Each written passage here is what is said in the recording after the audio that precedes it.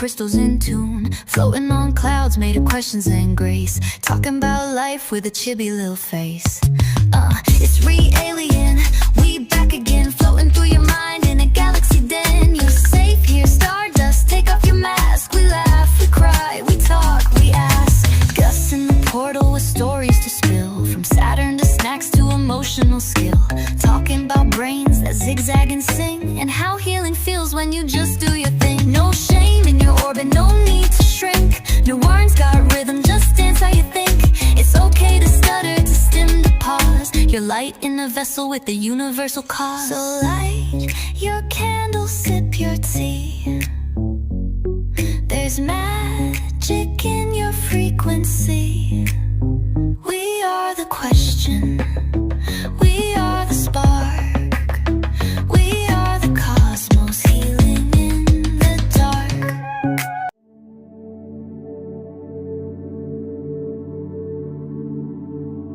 Greetings and welcome back, Galactic Spices.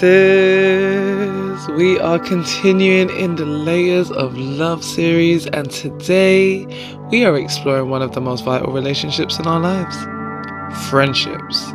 Friendships can be a source of joy, support, and validation, but they can also be a source of stress, anxiety, and heartache. So how do we navigate these complex relationships?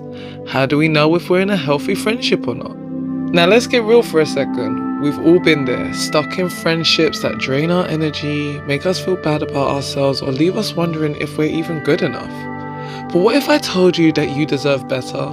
You deserve friendships that uplift you, support you, and make you feel seen and heard.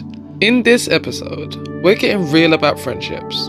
We'll talk about the signs of a healthy friendship, what manipulation in a friendship looks like, and how to set boundaries. We'll also explore how to cultivate friendships that truly care about your well-being, and how to choose friends that are in your corner. Because, let's be honest, friendships are a two-way street. They require effort, communication, and mutual respect. But there's something else we don't talk about: trauma bonding in friendships. You know, those friendships that feel intense, all-consuming, and almost addictive. That's often because trauma bonding is at play. Trauma bonding is when we form strong emotional connections with others based on shared experiences of trauma, stress, or drama. It's like our brains are wired to seek out familiarity, even if it's toxic. In friendships, trauma bonding can look like constantly drama-filled interactions, feeling like you're walking on eggshells around each other, or feeling a strong sense of loyalty even when the friendship is toxic. It's like you're stuck in a cycle of stress and drama and can't seem to break free. So why does trauma bonding happen in friendships? Well, it's often because we're seeking validation, attention, or a sense of belonging. We're willing to tolerate unhealthy behavior or dynamics because we feel like we need the friendship to survive. The truth is, we deserve better. We deserve friendships that uplift us, support us, and make us feel good about ourselves. It shouldn't just be our negative traits that we bond over. So what does a healthy friendship look like? It's not just about having someone to hang out with or grab coffee with. It's about having someone who truly gets you, supports you, and loves you for who you are, flaws and all. It's about having someone who shows up for you, listens to you, and validates your feelings. But how do we get there? How do we build friendships that are meaningful, supportive, and healthy? We'll dive into all of that and more in this episode. So let's get into it. Because when it comes to friendships, it's not just about having people around you. It's about having people who truly see you, support you, and love you for who you are. Let's dive in and explore the world of friendships. Shall we? Let's talk about what makes friendships tick, what breaks them, and how to nurture them into something truly beautiful. Because at the end of the day, friendships are a fundamental part of our lives, and they deserve our attention, care, and love. I'd like to share a quote with you on this topic. Friends are the family you choose. Now, this quote resonates so deeply with me. I think it says a lot about the nature of friendships. When we think about family, we often think about the relationships we're born into, the people we're related to by blood or marriage. But friendships are different. Friendships are the relationships we choose to create. the people we select to be a part of our lives, and that's what makes them so special. This quote reminds us that friendships are a form of chosen family, a group of people who we've selected to be a part of our lives because we share common values, interests, or experiences. It's a reminder that we have the power to choose who we surround ourselves with, and that those choices have a profound impact on our lives. So what can we learn from this quote? I think it teaches us the importance of being intentional about the relationships we create. It reminds us that we don't have to settle for toxic or unhealthy friendships. We have the power to choose who we spend our time with, and we should choose people who uplift and support us. Friends are the family you choose. Whew! Let's keep this quote in mind as we continue to explore the world of friendships. You know, when it comes to the friends I've made in my life, I'm not even sure I like the word friends to describe them.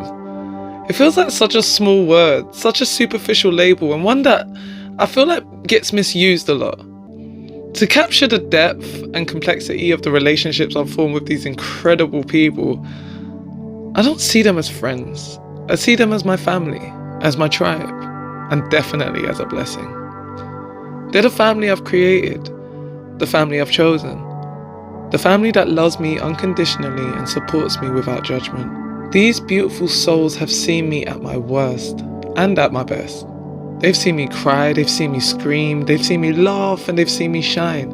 And through it all, they've been there for me, unwavering in their support and love. They've lifted me up when I've been down, they've pushed me to be my best self, and they've celebrated with me at my triumphs. But what's interesting is I didn't always let them show up for me in the way that they wanted to. For a long time, I struggled to be vulnerable, to let my guard down and allow others to see the real me.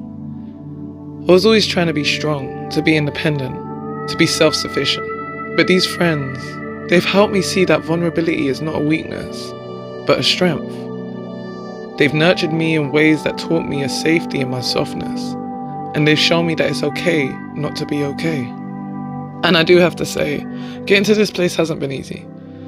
I've had bad friends along the way, friends who have betrayed me, let me down, and disappointed me. But even in those experiences, there was a lesson to be learned. Those friendships taught me what it means to be hurt, to be disappointed, and to be let down. But they also taught me what real loving friendships look like. They taught me to appreciate the friends who do show up, who do care, and who do love me for who I am. And so, even for those experiences, I'm grateful. I'm grateful for the lessons I learned, for the growth I experienced, and the wisdom I gained. I'm grateful for the opportunity to develop a deeper understanding of what it means to be a good friend, to be a supportive friend, and to be a loving friend. These people have changed my life in ways I never thought possible.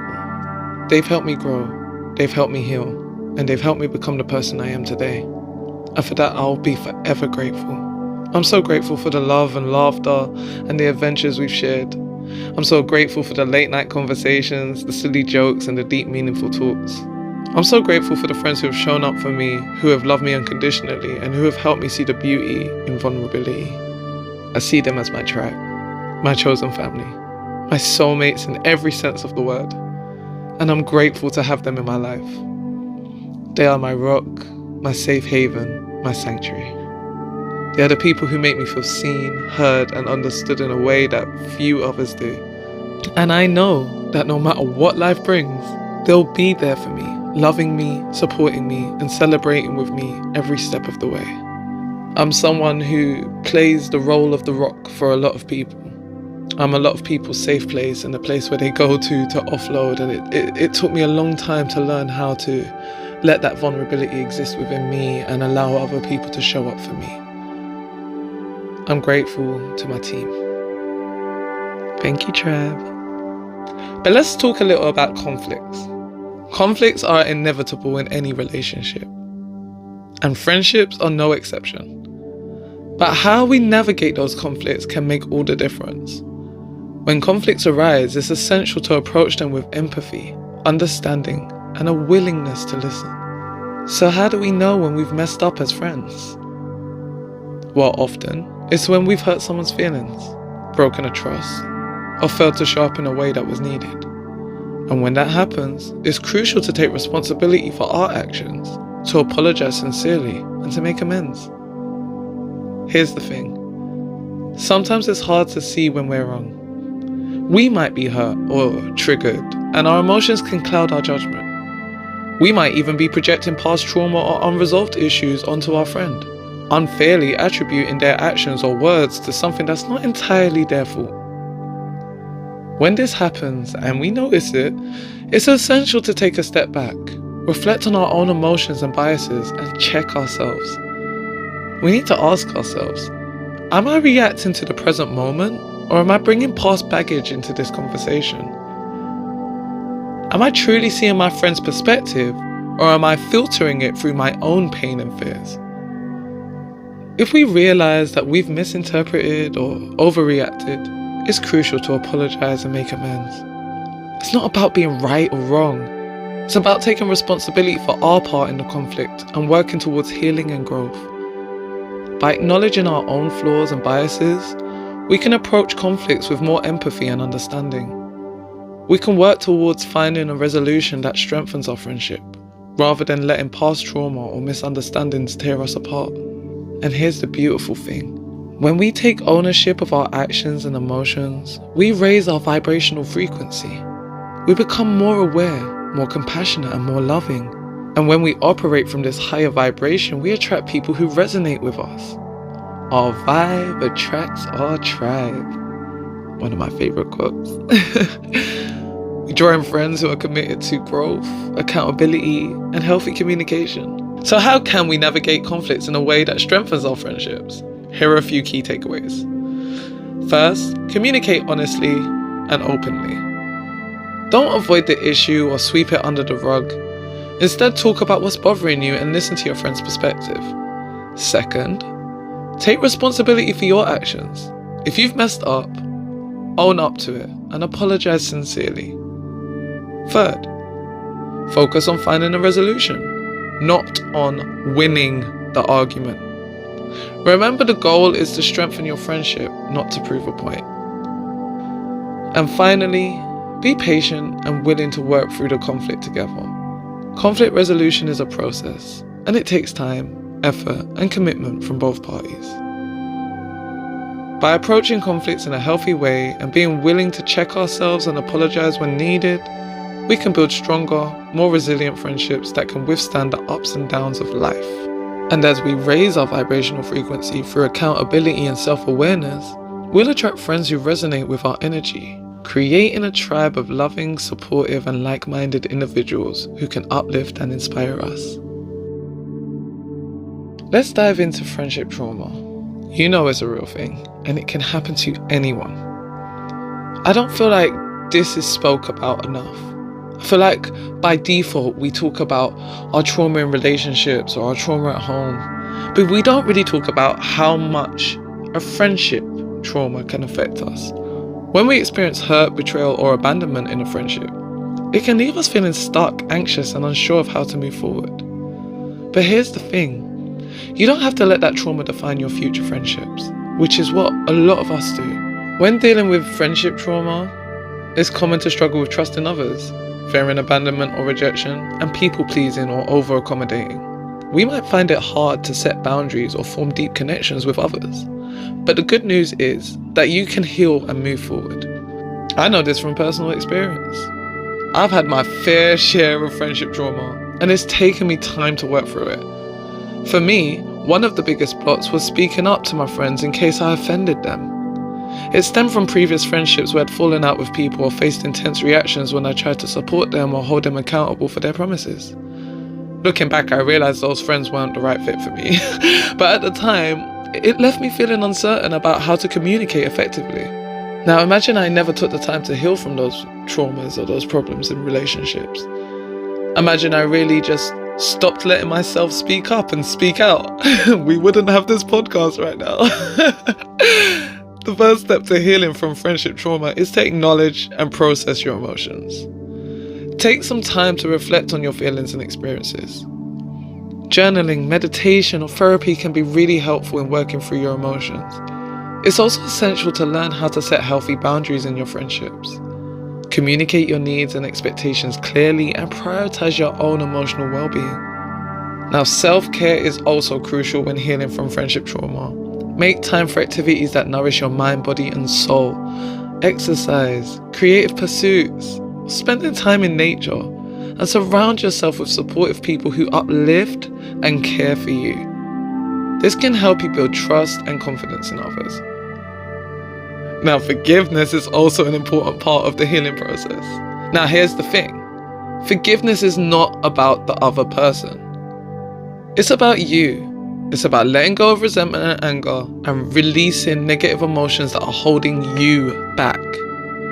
When you forgive, you're not saying that what happened was okay. You're saying you're ready to move forward. And of course, boundaries. Boundaries in friendships. Let's talk about it. You know, I've seen so many people struggle with friendships that are just draining them emotionally and mentally. And it's often because they haven't set clear boundaries. I mean, when you really think about it, when you don't set boundaries, you're basically giving others permission to dictate how you feel, what you do, and how you spend your time. And that's just not healthy. Even as a therapist and life coach, I've had to set boundaries with my own friends to maintain my own emotional well-being. I've learned that it's essential to prioritize my own needs and communicate my boundaries clearly to others. I've had friends who would constantly reach out to me with their emotional crisis, expecting me to drop everything, to listen and to offer advice. And while I'm happy to support them, I've had to set boundaries around my time and energy. I've learned to say no to requests that don't align with my priorities or values, and to prioritize self-care and my own emotional well-being. It's hard when you're somebody that knows that you can give advice and you can assist people, but also those boundaries are important because people will continually return to you with the intention of you fixing their problems for them. And it's important that you support enough that, you know, your friend can feel held through whatever they're facing, but also leave enough distance for them to put the work into themselves. And realistically, setting boundaries isn't just about protecting yourself from others. It's about taking care of yourself. When you set boundaries, you're communicating to others what you're comfortable with and what you're not. You're showing them that you value your own time, energy, and emotions, and that is powerful. Anybody who cannot respect that is showing you that they are not your friend. So why is it so hard to set boundaries in friendships? I had to take some time to think about this. And I've decided it's because we prioritize being liked and accepted over being respected. We don't want to rock the boat or make waves. But the truth is, setting boundaries is not about being confrontational or aggressive. It's about being clear and direct. Realistically, if I was to ask you, what would you prefer? To be respected or to be liked? You'd probably answer respected, but when it actually boils down to it, we're often too scared to make sure our respect is given. Let's be real, setting boundaries can be scary. You might worry that your friends will get upset or think you're being selfish. But here's the thing, if your friends truly care about you, they'll respect your boundaries. And if they don't, well, that's a whole different story. So today, I'm going to give you a list of 10 non-negotiable boundaries to set in your friendships. These are boundaries that will help you protect your time, energy, and emotions. So listen up. You can always rewind, pause, take note of these boundaries if needed. Maybe even make a little poster for yourself that you'll read to yourself daily. But starting with the first one, respect my time. I prioritize my schedule and commitments, and I expect my friends to respect my time. This is a non-negotiable. Okay, we're going to put that out there. I want my friends to respect my time. And of course, you might actually be the late friend. You might be the friend that doesn't respect the friend's time, and you might need this G-check. And also, please do take that in mind with all of these things that we're talking about today. I may be talking about a friend that you've experienced, but if it reflects to you as your own behavior, if it reflects to you as your own behavior, then please do hold yourself accountable, learn the lesson, and make the change. The first one, again, respect my time. The next one, communicate openly and honestly. This is a great rule. I value open and honest communication in my friendships, and I expect my friends to communicate with me in a respectful and empathetic manner. Now, for me, communication is vital. Communication is so important. If I feel that I cannot communicate healthily with somebody, I'm out. I try with all I can, and if it gets so far where I'm like, okay, we don't have communication, that's one of my absolute non-negotiables. I will need to leave that situation. Number 3, emotional labor is a two-way street.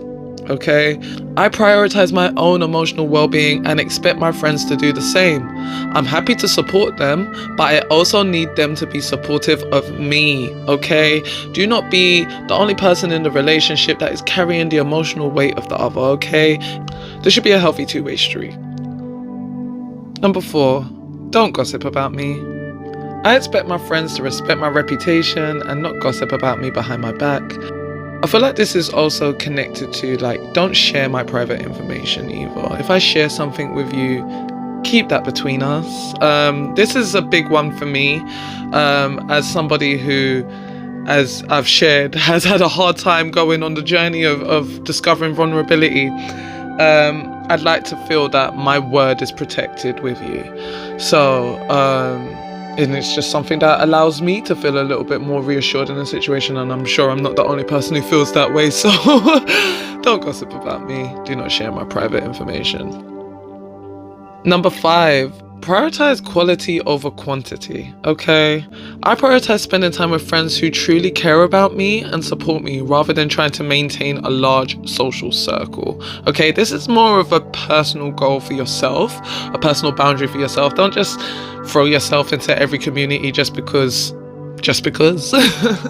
Okay, we move into number 6, which is respect my priorities. Okay, I prioritize my own needs and goals. I expect my friends to respect my priorities and not pressure me into doing things that don't align with my values. Okay, so maybe you might find that you've gone on a journey of saying, do you know what, I don't want to go partying anymore, or I don't want to drink anymore, or I'm trying to avoid junk food.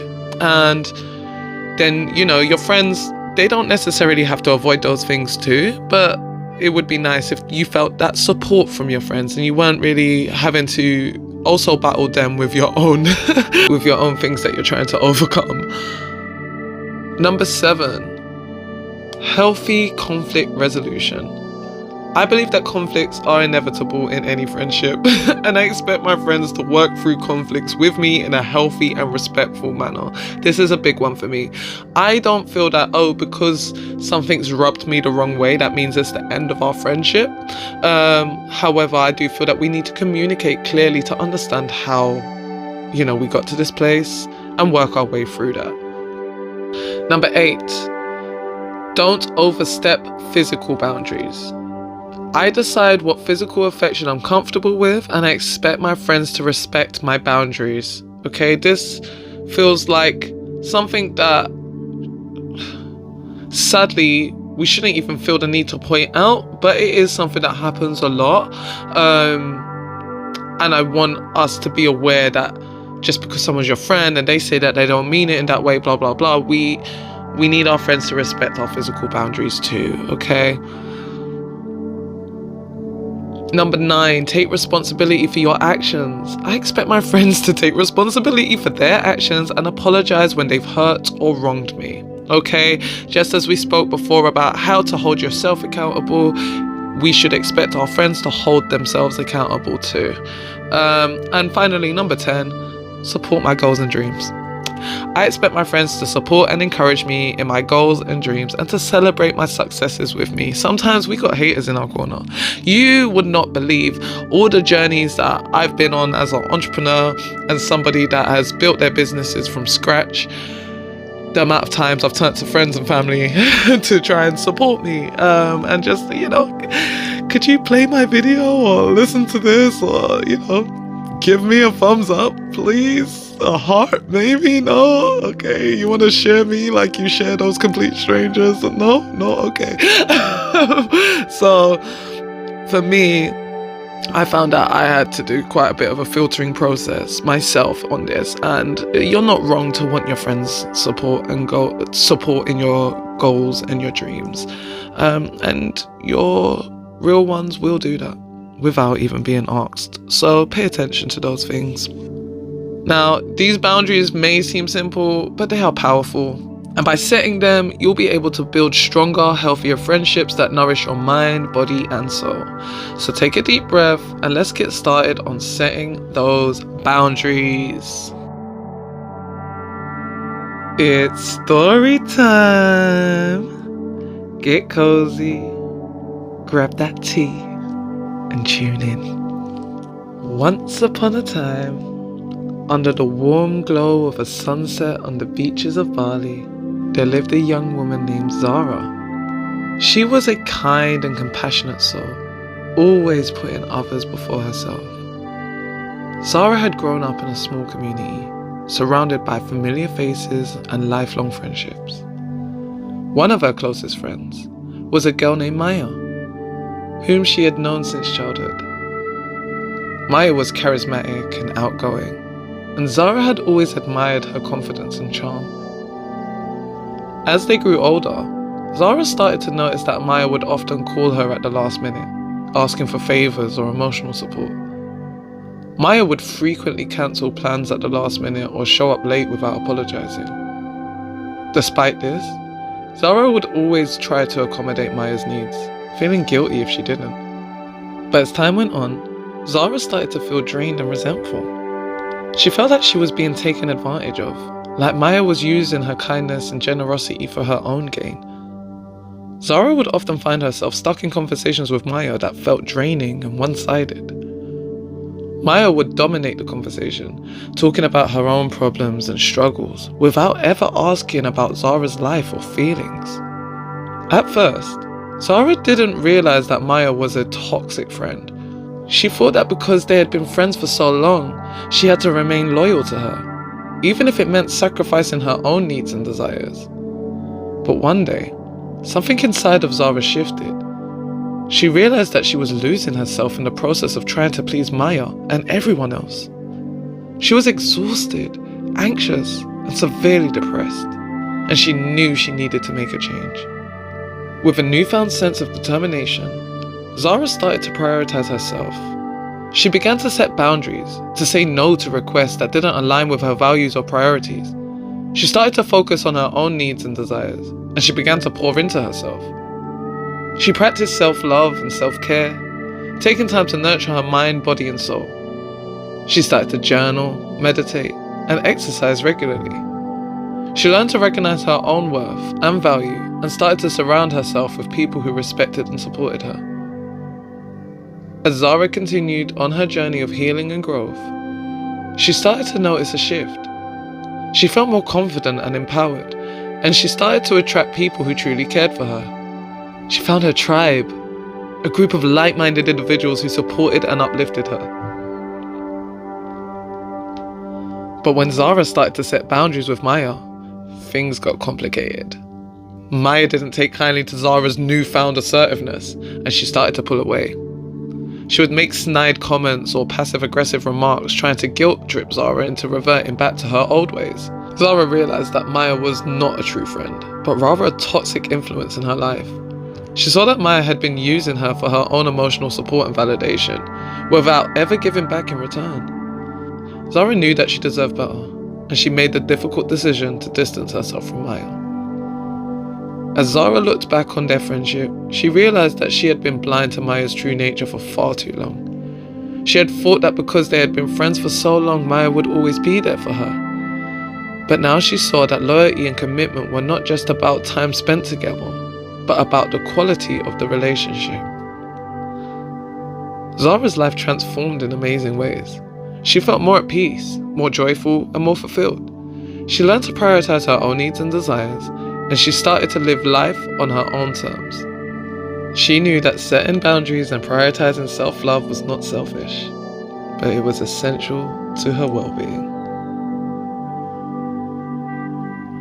The moral of the story is that setting boundaries and prioritizing self-love is not selfish, it's essential. When you take care of yourself, you're able to show up more fully in your relationships and live a more authentic life. And that's where true happiness and fulfillment come from. So take a page from Zara's book and start prioritizing yourself. Set those boundaries, practice self-love, and surround yourself with people who truly care about you. You deserve it. Speaking of being deserving, let's do some affirmations to help establish some boundaries in our friendships. Overcome the people pleaser within some of us, and as always, pouring some self-love in that will raise our standards. Did you know that affirmations have the power to literally rewire your brain and transform your life? By repeating positive affirmations, you can shift your mindset, build confidence, and develop a more optimistic outlook. This isn't just some feel-good concept. It's backed by science. When you repeat affirmations regularly, you're training your brain to focus on the positive aspects of yourself and your life. And the benefits are real. Increased confidence, improved mental health, enhanced resilience. You'll even start to like who you see in the mirror. So how do you make affirmations work for you? It's simple. Repeat them regularly, with feeling and conviction. Say them out loud in front of the mirror. Write them down in a journal or create a vision board that speaks to you. The key is to make affirmations a part of your daily routine so they become second nature to you. By harnessing the power of affirmations, you can take control of your mindset and your life.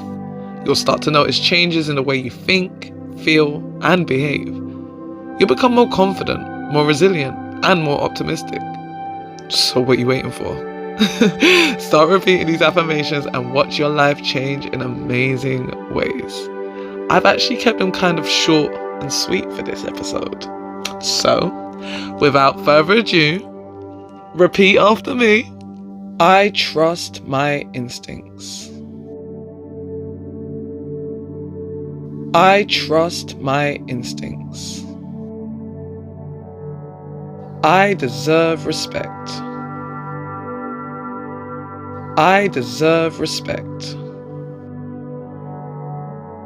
I prioritize my happiness. I prioritize my happiness. I say no without guilt. I say no without guilt. My time is valuable. My time is valuable. Self-care is my priority. Self-care is my priority. I deserve healthy relationships. I deserve healthy relationships. Boundaries create deeper connections. Boundaries create deeper connections. I am strong and empowered. I am strong and empowered. I love and respect myself. I love and respect myself. Take a moment to just feel these affirmations. Repeat these affirmations to yourself regularly to help you stay focused on your priorities and well-being. Let's dive deeper into the world of soul contracts and friendships. As you know, we touched on soul contracts in the previous episode, and there was a lot of interest in exploring this topic further. So, I got you spices. Today we're going to build on that knowledge and explore how soul contracts play out in our friendships. In this belief, our relationships are more than just chance encounters. Our souls choose certain relationships before we're born, and these relationships are meant to help us grow and learn in specific ways. Think of it like this. Some friendships are like pit stops on the road. They're meant to be short-term, helping us refuel and get back on the road to our destination.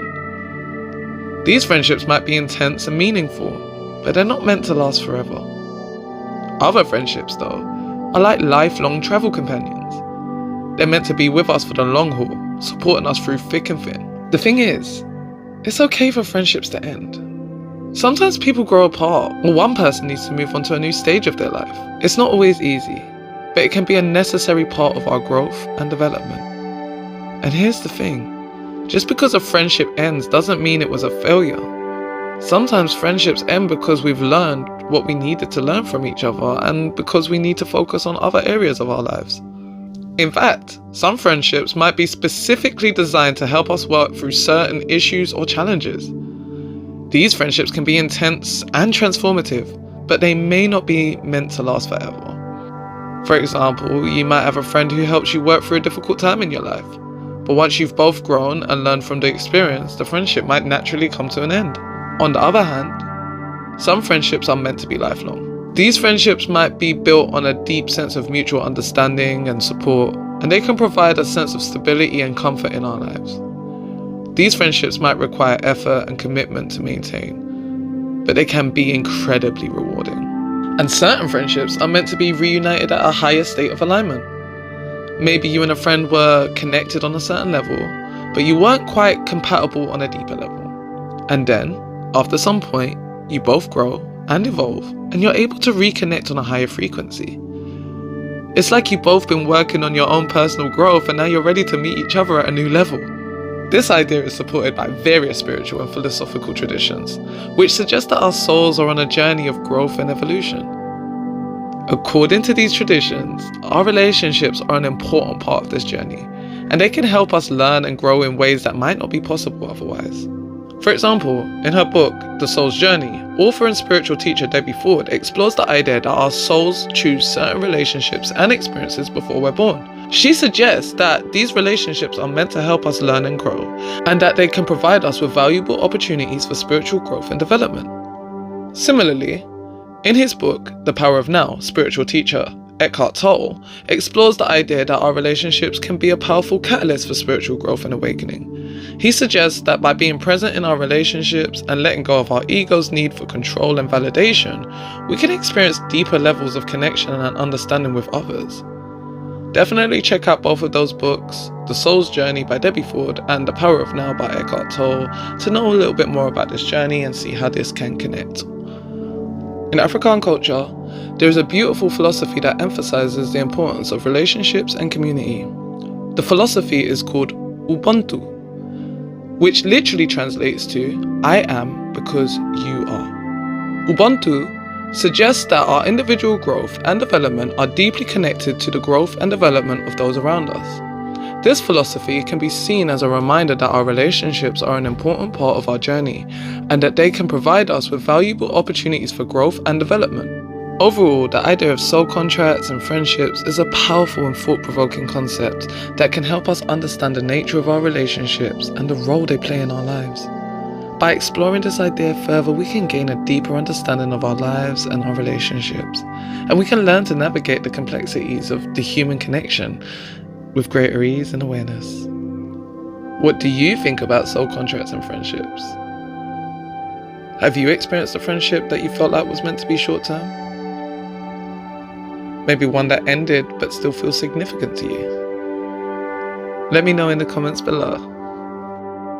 Let's get into some journal prompts that can help you explore the fascinating world of soul contracts and friendships. Journaling is a powerful tool for self-reflection and growth, allowing you to tap into your thoughts, emotions, and experiences. By putting your thoughts into words, you can gain a deeper understanding of yourself and your relationships. But if writing isn't your thing, don't worry. You can still use these prompts to explore your thoughts and feelings in a way that feels more natural to you. Consider recording yourself speaking about the prompts and listening back to your reflections, or creating a piece of art or collage that represents your thoughts and feelings. You could also discuss the prompts with a friend or a loved one and see what insights you can gain from the conversation. Or maybe even use voice-to-text software to dictate your thoughts and feelings about the prompts. There's so many options, so please use something that works for you. Let's dive into the journal prompts. We'll be covering 9 questions divided into 3 sections: reflecting on past friendships, exploring current friendships, and envisioning future friendships. These prompts are designed to help you explore the complexities of friendships and soul contracts, and to gain a deeper understanding of yourself and your relationships. Starting with the first section on reflecting on past friendships, the first prompt I have for you is, what's one positive friendship from your past that still brings a smile to your face? What made it special?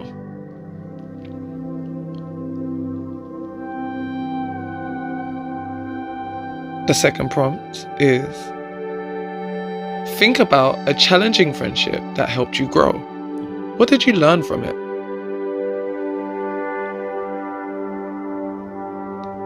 And the third prompt is, write about a friendship that served as a pit stop on your life's journey. How did it refuel you? Moving into the second section, which is on exploring current friendships. The first prompt is, which current friendships align with your values and goals? Why are they meaningful? The second prompt is, reflect on a friendship that requires effort. What are the rewards and how do you nurture it?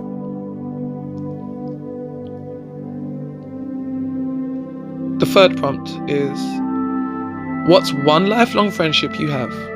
What makes it enduring?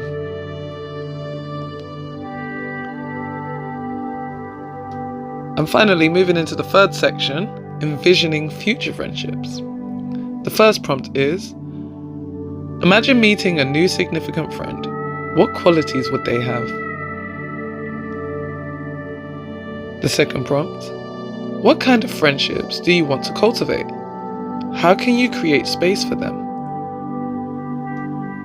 And the third and final prompt of this section, reflect on reuniting with a friend at a higher state of alignment. What would this look like? Take a moment to just play with the thoughts that arose for you whilst listening to that, and make sure that you make some time for yourself to thoroughly answer these questions. Keep your girl updated. I love hearing about your healing journey. Let's have a cheeky science lesson on hormones and how they can be indicators, and also the reason why we are addicted to certain people. When we're in a healthy relationship, our bodies release hormones that make us feel good, like dopamine, oxytocin, and endorphins. Dopamine is often referred to as the reward hormone, and it's released when we experience pleasure or anticipation. Oxytocin, on the other hand, is called the love hormone, or the cuddle chemical, and it's released during physical touch, intimacy, and social bonding. So in healthy relationships, dopamine, associated with pleasure, reward, and motivation, is what makes you feel excited and eager to spend time with your partner. Dopamine release can also increase our attachment and bonding with our partner, making us feel more connected and invested in the relationship. Oxytocin, involved in social bonding, intimacy, and trust, is released during physical touch, sex, and eye gazing, and helps strengthen our emotional connection with our partner. Oxytocin has been shown to promote feelings of attachment, relaxation, and trust, and can help create a sense of safety and security in a relationship. Endorphins. Now, these are the natural painkillers that promote feelings of happiness and well-being. They're released during activities that bring us joy, like spending time with loved ones. Endorphins can help reduce stress and anxiety and promote a sense of calm and relaxation in the relationship. So, in a healthy relationship, we could be releasing a whole bunch of hormones that can literally align us into just being in a healthier state of being. But let's talk about toxic relationships. When we're in a toxic relationship, our bodies release stress hormones like cortisol and adrenaline. These hormones can have negative effects on our physical and mental health, including anxiety, depression, and insomnia. You really are what you're around, and if you are in relationships and friendships with people who have a very negative essence about them, you will become that too. In toxic relationships, cortisol is the primary stress hormone, which can disrupt almost all our body's processes, including hormonal balance, digestive system, and immune function. Chronically elevated cortisol levels can lead to anxiety, depression, and weight gain, among other health problems, even weight loss in some cases. Adrenaline. Now, this is a hormone released in response to stress, which can increase our heart rate, blood pressure, and energy levels. Adrenaline can also lead to feelings of anxiety, jitteriness, and irritability, making it difficult to relax and feel calm in a relationship. But here's the thing, our brains can get hooked on the highs and lows of toxic relationships too, so we can actually start to release oxytocin and dopamine in response to the emotional turmoil. This can make it difficult to leave the relationship, even when we know it's bad for us. Now this, going back to what we spoke on earlier, is often referred to as a trauma bond, where the intense emotional connection can be mistaken for a positive, healthy connection. Trauma bonds can create a cycle of addiction, where we can become dependent on the emotional highs and lows of a relationship. This can lead to a pattern of behavior where we seek out relationships that are intense, dramatic, or unpredictable, even if they are unhealthy or toxic. The release of dopamine and oxytocin in response to the emotional turmoil can make us feel like we are deeply connected to our friend, even if the relationship is unhealthy. This can make it difficult to recognize the toxicity of the relationship and take steps to leave or seek help. Trauma bonds can also lead to a phenomenon known as intermittent reinforcement, where the occasional moments of tenderness or affection in a toxic relationship can create a powerful emotional connection. This can make it even more challenging to leave the relationship, as we may become fixated on the occasional moments of positivity and ignore the toxicity. So what can we do? Now this may mean setting boundaries, practicing self-care, and seeking support from loved ones and professionals. By understanding the hormones involved, we can make informed decisions that support our physical and emotional health. Recognizing the signs of a trauma bond is the first step towards breaking free. Reflecting on your emotions and relationships can be a powerful way to gain insight into potential trauma bonds. When you take the time to examine your feelings and patterns in your relationships, you may start to notice some red flags. For instance, do you find yourself experiencing intense emotional highs and lows in your relationships? Or perhaps you feel anxious or obsessed when you're apart from your friend. As you explore these patterns, consider whether there are cycles of drama, conflict, or stress, followed by periods of calm or affection. These cycles can be a sign of a trauma bond, and recognizing them can help you understand what's going on in your relationships. It's also worth thinking about your boundaries in your relationships. Are you prioritizing your own needs and desires, or are you compromising them to maintain the relationship? Healthy boundaries are essential in any relationship, and compromising them can lead to feelings of resentment and frustration. By being more aware of your emotional responses and patterns in your relationships, you can start to identify potential trauma bonds and take steps to address them. This might involve seeking support from a therapist, counselor, or trusted friend and family member. They can help you process your emotions and develop a plan to address your underlying issues. I've made you a little trauma bond checklist to go over and see if this is something you're currently existing in. Listen along and pay attention to which and how many you resonate with. And also consider questions from your friend's perspective where possible. So to start off the trauma bond checklist for friendships, we're going to start with 1. Intense emotional connection. Do you feel an intense emotional connection with your friend, even if the friendship is draining or toxic? 2. Cycles of drama. Are there regular patterns of drama, conflict, or stress in your friendship, followed by periods of calm or affection? 3. Anxiety and preoccupation. Do you feel anxious or preoccupied when you're not in contact with your friend, or when you're not getting the attention or support you need? Remember to also check if you feel that your friends behave in these ways as well. 4. Difficulty setting boundaries. Do you feel like you can't set boundaries or prioritize your own needs in the friendship? 5.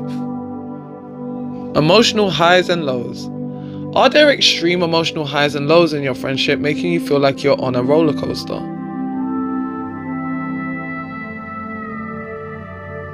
6. Self-doubt and shame. Do you feel like you're to blame for the problems in the friendship, or that you're not good enough? 7. Fear of rejection. Are you afraid of being rejected or abandoned by your friend? 8. Physical symptoms. Are you experiencing physical symptoms like anxiety, insomnia, or digestive problems due to the stress of the friendship? 9. Feeling trapped. Do you feel like you're stuck in a friendship, even if it's unhealthy or toxic? And number 10, neglect of own needs. Are you neglecting your own needs and priorities to maintain the friendship?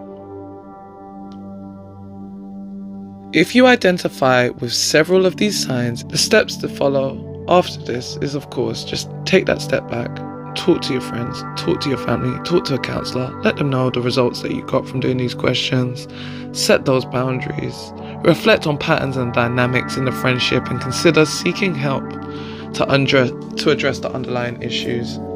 Prioritize friendships that nourish and support your well-being. And you know what? I got another quote for you, exactly on this topic. On this bloody topic. You ready? Listen up. A friend is someone who gives you total freedom to be yourself. That's by Jim Morrison. Come on, Jim. This quote by Jim Morrison highlights the beauty of true friendship. It means that a real friend is someone who accepts and loves you for who you are without judgment or expectation of change. They give you the freedom to be your authentic self without trying to mold you into their ideal version of you. A true friend accepts your quirks and flaws and doesn't try to change you to control your choices. They allow you to express yourself freely, valuing your individuality and your uniqueness. This kind of friendship is incredibly liberating, as it lets you be yourself without fear of rejection or criticism.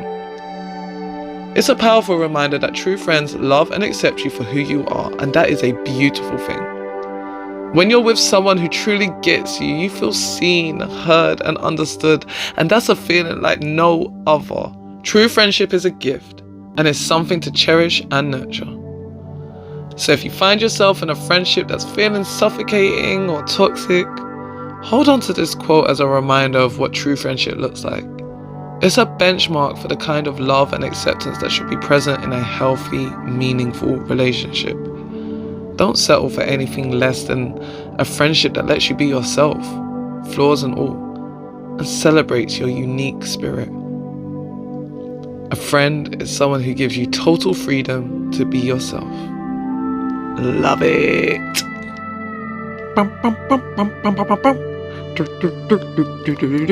Shoot, shoot, shoot, shoot, shoot, shoot, shoot.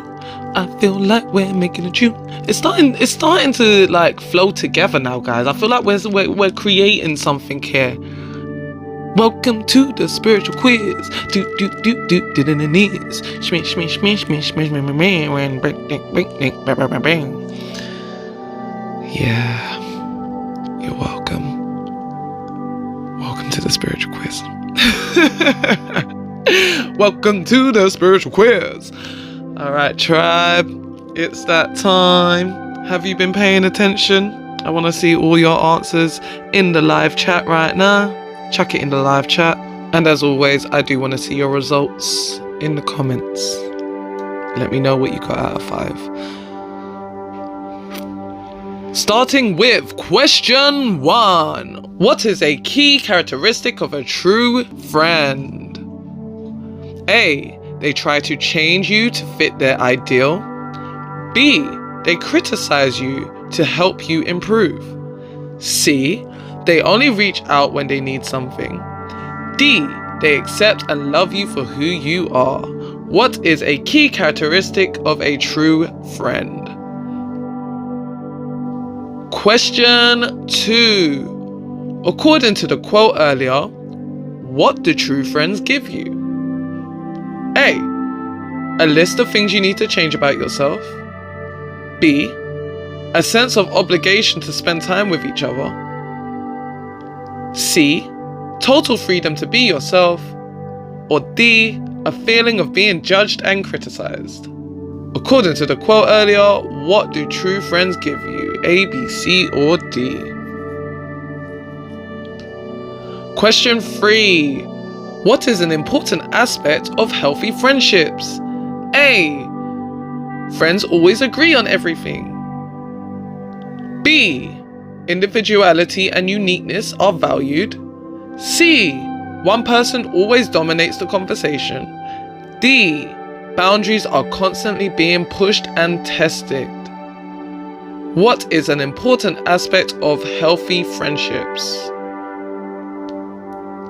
Question 4. How do true friendships respond to each other's struggles?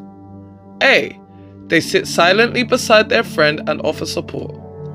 B, they blame their friend for their problems. C, they offer unsolicited advice and try to fix everything. D, they disappear when things get tough. How do true friends respond to each other's struggles? And finally, question 5. What is a sign of a strong friendship? A, friends try to control each other's lives.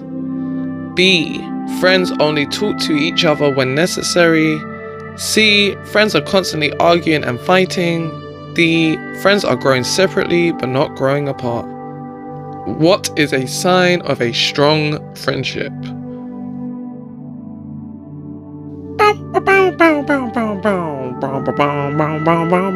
Well done to those of you that took time to do the quiz. I am proud of you and I can't wait to hear how you did. Alright, apologies. Okay, so who's ready for the answers? Starting with question 1. What is a key characteristic of a true friend? The answer was D. They accept and love you for who you are. Question 2. According to the quote earlier, what do true friends give you? The answer was C. Total freedom to be yourself. Question 3. What is an important aspect of a healthy friendship? B. Individuality and uniqueness are valued. Question 4. How do true friends respond to each other's struggles? The answer was A. They sit silently beside their friend and offer support. And finally, for question 5, what is a sign of a strong friendship? The answer was C. Friends are growing separately but not growing apart. Well done. Thank you for taking part. Let me know what you got out of 5.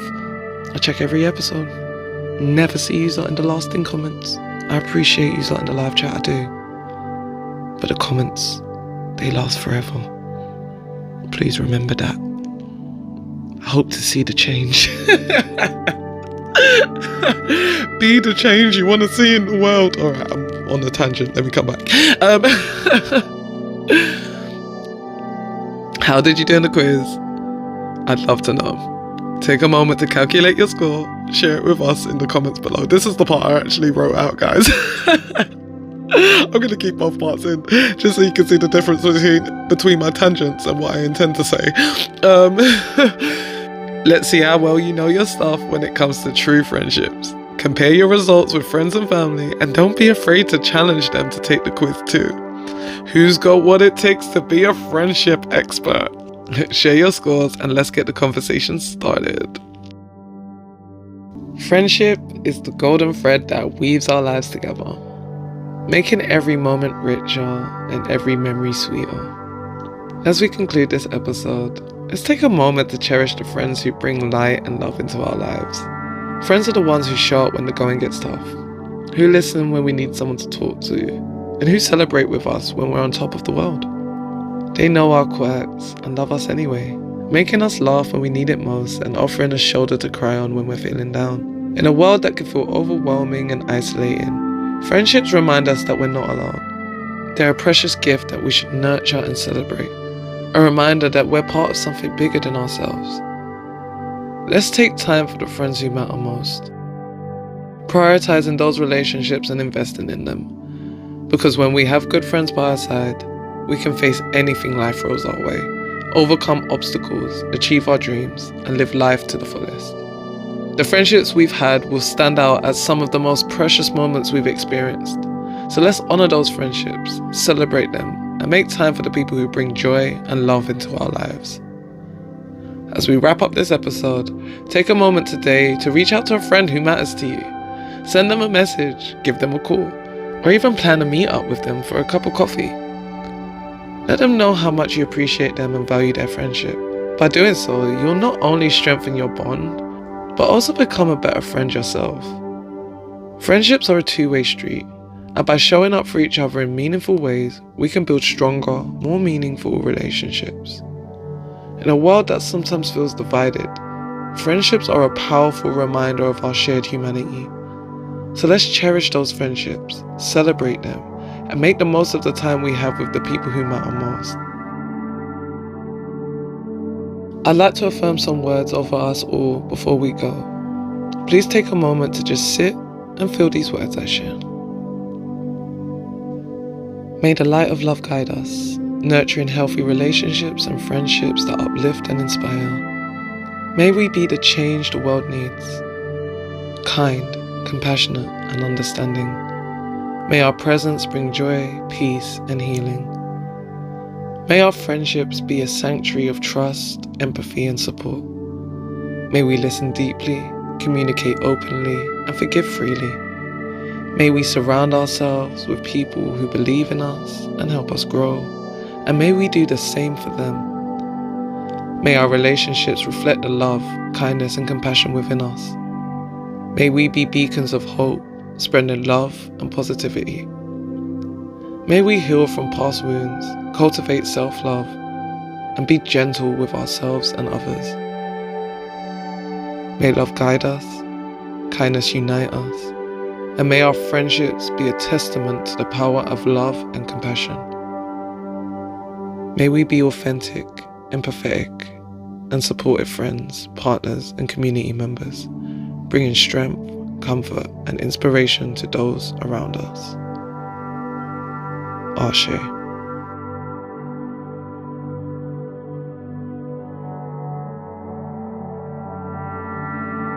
Okay, tribe, it's that time. As we wrap up this episode, I want to take a moment to express my deepest gratitude to each and every one of you, my incredible spices.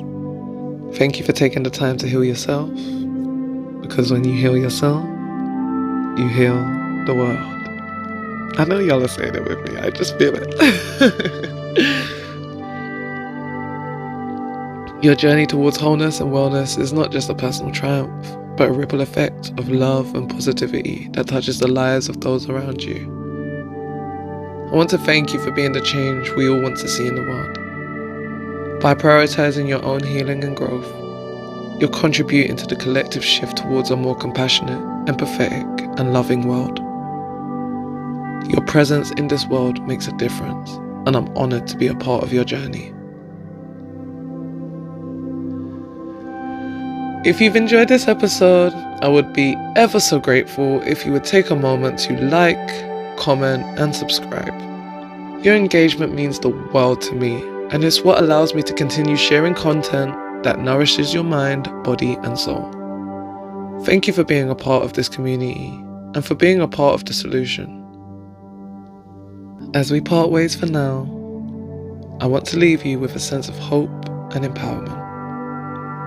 You are the light that shines bright in a world that often needs it. Keep shining, keep healing, and know that you are making a difference. Until next time, stay vibrant, stay radiant, and keep being the change you wish to see in the world. With love and immense gratitude. I'll see you next time. Love you. Bye.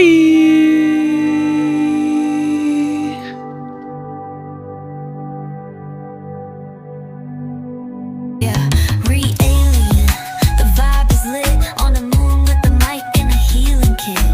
Alien core with the firming talk. Welcome to the show, now let's take that walk. Yeah, RiAlien, the vibe is lit on the moon with the mic and a healing kit. Alien core with the firming talk. Welcome to the show, now let's take that walk. Let's take that walk. Yeah, RiAlien, the vibe is lit On a moon with a mic and a healing kit. Alien core with the firm and talk. Welcome to the show, now let's take that walk. Let's take that walk.